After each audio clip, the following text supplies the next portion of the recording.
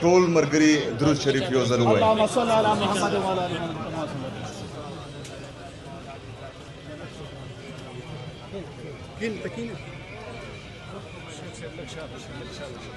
حقیقت دغه دی چې د شیخ صاحب دا شهادت دا صرف د هغې کور والا دپاره نه د علاقې دپاره نه صوبې دپاره نه بلکې د ټول امت دپاره یو غټه سانحه ده. دلته کیدای شي ډېرو مشرانو ته پته وي، ځوانانو ته نه پته. زمونږ مولانا حسن جان صاحب تقریبا زمونږ د کور نه د درویش مسجد چې کوم دی دا 30-35 منټ فاصله کې و.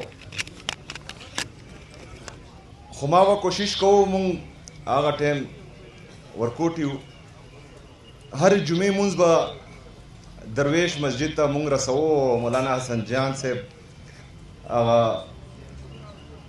خطاب به مونږ خامخا اورېدو هره جمعه باندې. بیا واقعه راغله د هغې شهادت وشو، نو هغه زمونږ په ژوند کې ډېره درنه ورځ وه د مولانا حسن جان صاحب. د هغې چې کومه جنازه وه ټولې دنیا کتلې وه.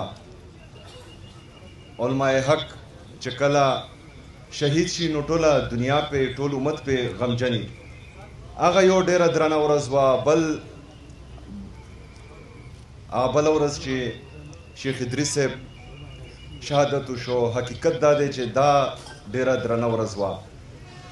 زما طبیعت بالکل نو ټیک، ما خپل ټول اپاینټمنټس کینسل کړي وو، خو چې کله خبر شوم نو ما خپل برپور کوشش وکړو په جنازه کې د شرکت. خو ماشاءالله چې کومه دنیا راغلی وه د هغې جنازې ته، نو دا د دې خبرې ګواهي وه چې هغه په حق باندې و، هغه په سچ باندې و.